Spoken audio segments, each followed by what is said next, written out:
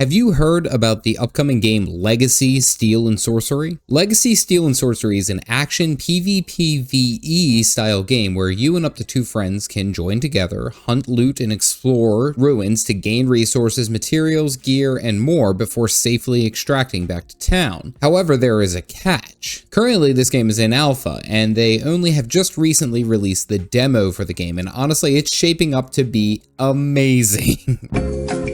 What's interesting about this game is that it is not just about PvE. Each map can have up to 24 players inside the zone, and either solo or grouped play. While you and your group are out exploring and taking on massive enemies in a PvE sense, you can be counterattacked by another team in PvP. This makes the game so much more engaging because once you die, you lose all the items that you had. Not to mention, you only get a very limited amount of experience compared to what you would do if you got extracted in time. Throw in some RPG fantasy classes and a third-person action-based combat, and it's looking pretty damn good. Just as a brief side note, the developer of Legacy Steel and Sorcery, previously known as Project Honor, is Notorious Studios, a studio founded by previous Blizzard devs and is led by Chris Kaliki. So suffice it to say, the developers do have some notable experience under their belt. So currently we are in the alpha of the game. The demo has a single map and 4 characters that you can play with, or classes if you want to look at it this way: the warrior, the priest, the hunter, or the rogue. Now they all have their unique features, but what's really interesting is how the game progresses. It really seems like this is a roguelite style, PvPvE extraction style game, meaning that the ultimate goal is to progress as far as you can, get as many kills as you can, and then get out with all the loot that you can carry. And with all that experience that you gain, as well as all the loot that you brought in, it gives you a bit of a launching pad into the next game. You gain a bit different power level. However, when you die, you have a chance to be revived by your allies if you have a team. However, if you were in solo, you were done. You drop all of your loot and the run is over.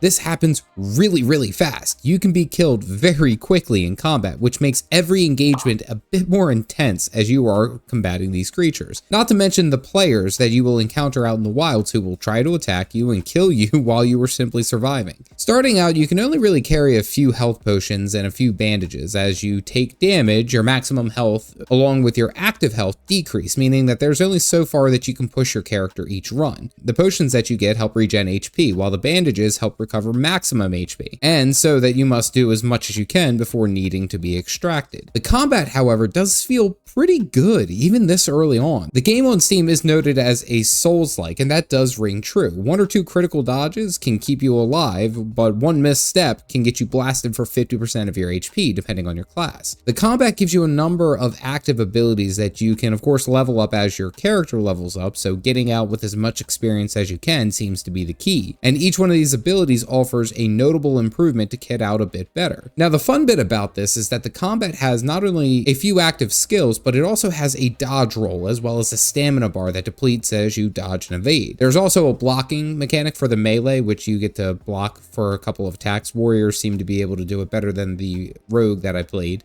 But if you block too many attacks, you'll get stunned, leaving you vulnerable for a couple seconds, which can honestly spell the difference between life or death. That's how serious this game is. The hunter has like a sniper scope for her kit, and despite the priest being currently the only healer, she can really actually pump out some damage as well. Overall, the classes really cover a wide variety just even to start, and I already see where they can eventually take this. Now, there does seem to be some, we'll say, inspiration drawn in from World of Warcraft classes, but again, you're also dealing with ex-Blizzard employees, so you can kind of put that together. Another interesting feature is the crafting and the vendors here in town. Right out the gate, we get a number of crafters who do a bunch of different important jobs for gear and items in this game. The weapon and armor smith are pretty self-explanatory, provide armor and weapons, but what's even cooler is that you can go into the game, gather the resources you need, and simply craft the gear, so you don't necessarily have to buy them from the vendor. I'll talk about this later, but I would just simply go into games just to harvest materials and then get the hell out. They have a lot of the typical fantasy style content like an alchemist, a tailor, some crafting benches, and enchantress. But this was just actually a really cool feature because it provided like a bit of direction each time I loaded it into the map. Okay, so now let's go get some birchwood so I can craft better swords. While these are only minor upgrades, I can see bigger and better loots held behind tougher enemies, which makes each time that you load in a new chance for some better loot.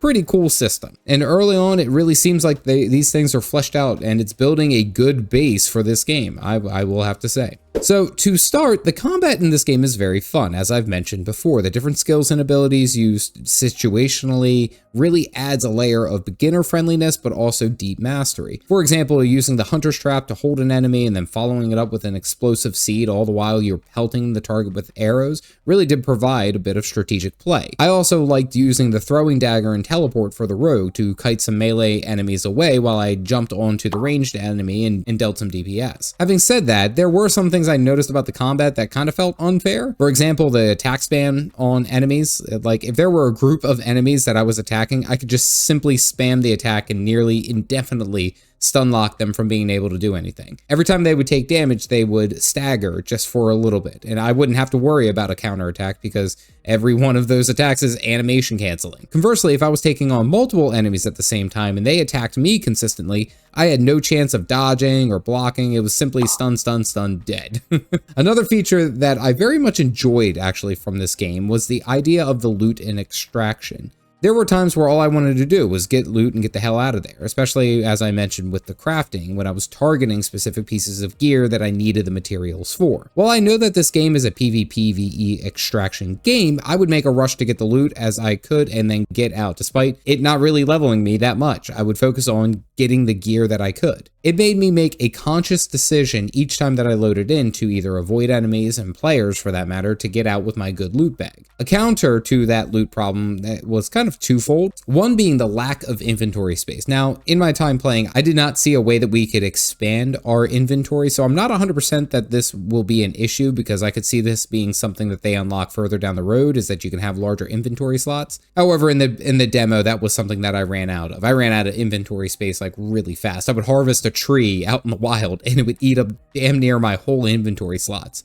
And then I'd have to extract if I wanted to keep my loot. It made for faster games, to be sure, but not really terrible ones. Also, the inventory panel that pops up each time I loot does provide me a bit of a problem, as it doesn't really stop the combat around you while you were focusing on getting your loot. And I had to manually move all the items over into my bag to make it fit with the limited inventory space. While these are not mega issues, these are just mild inconveniences, a mild nuisance, we'll say. And I can definitely see this being something that gets fixed later into the development of this game. Now, I'm not too sure of what the story will be, or even if there will be a story tied to the game. I mean, right now, there really doesn't need there to be a story for me to have a good time. I simply logged in and started smashing and bashing and had a wonderful time. I mean, why complicate it really at that point? Perhaps when they continue developing the game, they will have like maybe a small story that could also double as a tutorial. I mean, again, it's alpha, so there's really no crazy harping here, but I think that would knock two birds out with one stone pretty quickly. The best feature in my mind was the inherent pressure of this game. I mean, this game is about only having one life, and the pressure of getting out of the map with the loot that you have uncovered really adds an extra level of intensity to the game. While not overly critical, the stress of planning each one of your attacks, getting to the extraction point, and surviving the wilds culminates for really a super engaging experience in my mind. I had an absolute blast running through the woods with my blood pressure through the roof. Could just be the coffee, but pulling hairs here. I really wouldn't even say that I had a worst feature that I experienced while I was playing this demo. I mean, I would love to have a real-time mini-map that would help out, perhaps maybe a bit more fleshing out of the combat to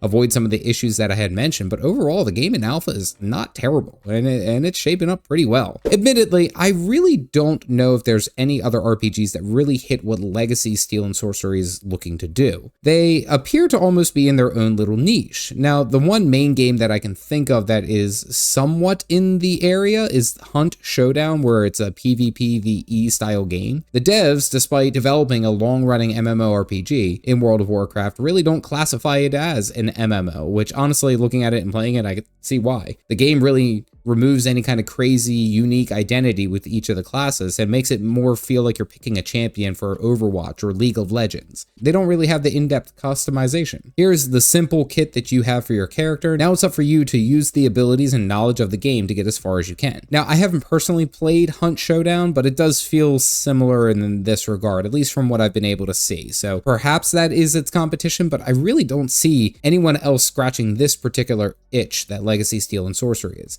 And if I'm wrong, please tell me in the comments section below.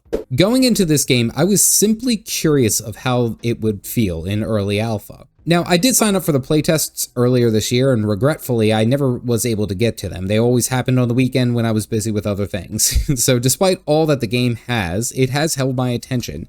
And let me just say, getting into this game has been an absolute blast. I didn't think I would enjoy it as much as I did. I especially love the idea of learning the combat here, as once you figure the combat out and the attack timings of like when you should swing, when you should block, when you should dodge, it really does truly resonate with that Souls-like atmosphere. I especially love playing the rogue with the dual swords, as I was having stealth as an option. It felt really, really good. Between the dodges and dashes too, it provided for a great framework for me to build off of, so I can digest the combat a little bit better and learn a little bit more strategy with the game. Now, the Hunter, on the other hand, was also a great one to play too, because she has her traps, the explosives, the built-in dodge, amongst other things. Really made her kit feel very, very safe. However, there were some skill-oriented around it, because when you shoot your arrows, they don't lock on. You have to actually land the attacks for them to work. I thought that was pretty cool. I also really liked the idea of exploration and a single life aspect of it. Each time I went out, I had to weigh each encounter of whether or not it was worth the trouble.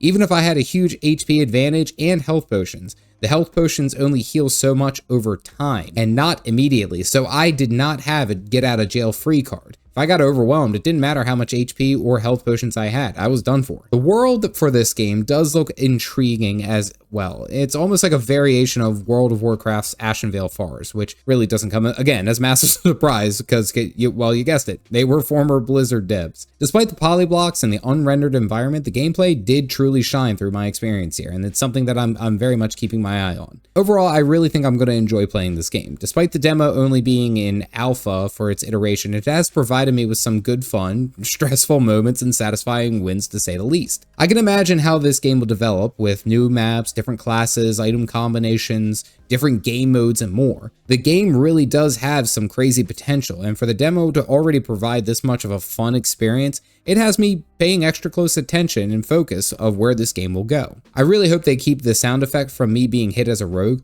Listen to this.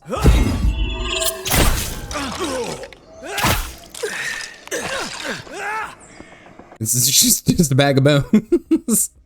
Same character model, perhaps? I don't know. This game is looking good, and I think if anyone enjoys like the PvPvE style of gameplay or the third-person action, this is definitely going to be one that you're going to have to pay attention to. Have you tried Legacy, Steel and Sorcery? What are your thoughts? Tell me down below. I've also been diving into older styles of RPGs, and one such has been the OG Guild Wars 1. You can check out my nostalgic experience here.